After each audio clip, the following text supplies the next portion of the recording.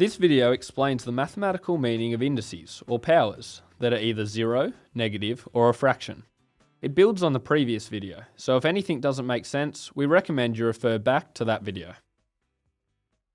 To understand the meaning of something to the power of 0, let's consider t squared divided by t squared.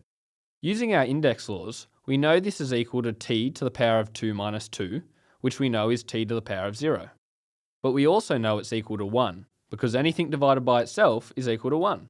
Therefore, t to the power of 0 equals 1. So, anything to the power of 0 is 1. Now let's look at negative indices. A negative power means 1 over the positive power. For example, p to the power of minus 6 equals 1 over p to the power of 6. Let's look at another example. F cubed times f to the power of minus 2.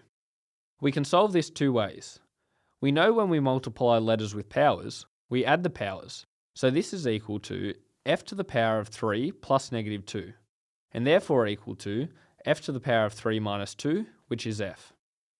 Another way is to use our new meaning of negative powers.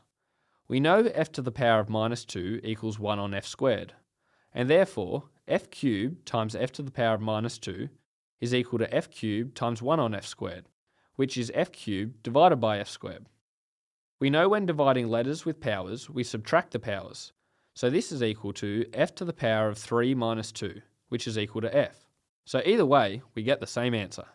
Now let's look at fractional indices. A fractional index of 1 on n is the same as taking the nth root. For example, y to the power of a third is equal to the cubed root of y. Another example is d squared to the power of a half. Here, we could use our index laws for powers of powers. So this is equal to d to the power of 2 times a half, which is equal to d. Or we could use our law for fractional indices. So d squared to the power of a half is equal to the square root of d squared, which is just d. Once again, we get the same answer using either method. What about w to the power of 3/4? Well, using our indice laws, this is the same as w cubed to the power of a quarter. Or, in other words, this is equal to the 4th root of w cubed.